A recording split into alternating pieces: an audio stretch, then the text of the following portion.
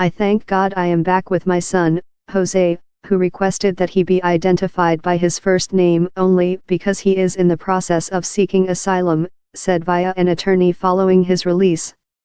I haven't seen him since May 17.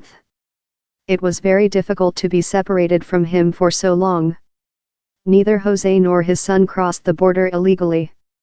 A native of Honduras, the 27-year-old said he fled home this May after receiving 3 separate death threats from a group of local drug traffickers who'd killed his uncle and threatened other members of his family. Fearing his young son might also be targeted or in danger if left behind, Jose embarked on the perilous journey north with the 3-year-old in tow. It took about 10 days for them to get from Honduras to the official U.S. port of entry at Hidalgo, Texas, where the elder Jose made a claim for asylum.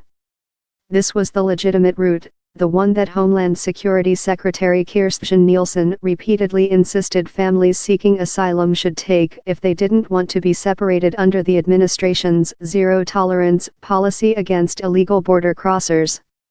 Is not separating families legitimately seeking asylum at ports of entry, Nielsen told members of the White House press corps last month. If an adult enters at a port of entry and claims asylum, they will not face prosecution for illegal entry. They have not committed a crime by coming to the port of entry. And yet, after 2 nights in Reunite, the Customs and Border Protection holding cells known by the Spanish word for icebox because of notoriously cold temperatures, border officials inexplicably and against his pleas to keep them together separated Jose from his child. Jose would later discover that his son had been placed in the custody of the Office of Refugee Resettlement and sent to an orphanage shelter facility for immigrant children in Arizona.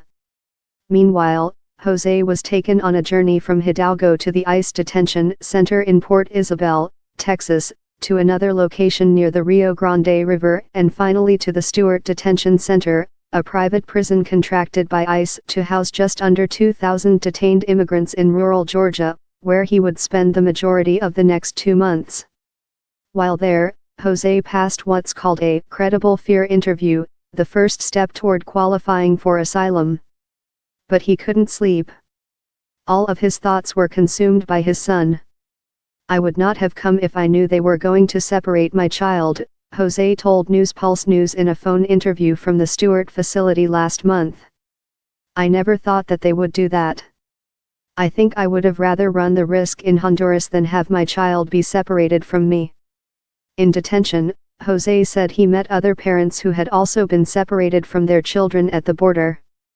We're not criminals, he said. We come here seeking protection, and the psychological toll on the kids and us is very great. The separation is just too much.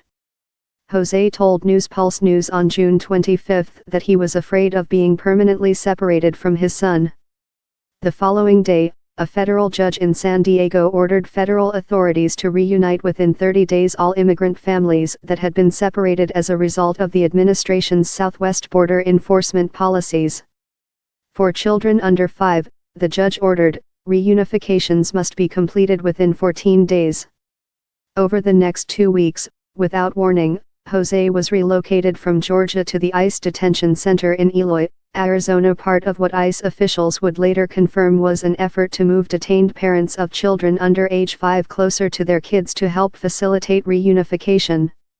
His attorney spent hours on the phone with ICE officers from Georgia to Arizona trying to track him down. During a call with reporters Tuesday afternoon, Chris Meekins, an official at the U.S. Department of Health and Human Services, HHS, said the number of reunifications expected to take place Tuesday was closer to 34. Our process may not be as quick as some would like, but there is no question it is protecting children, said Meekins, defending the agency's method of vetting adults prior to reunification, which includes conducting criminal background checks and even DNA testing to verify parental relation to the child. Let me be clear, HHS could have transferred every child in HHS care to a parent if we did not take into account child safety, he said.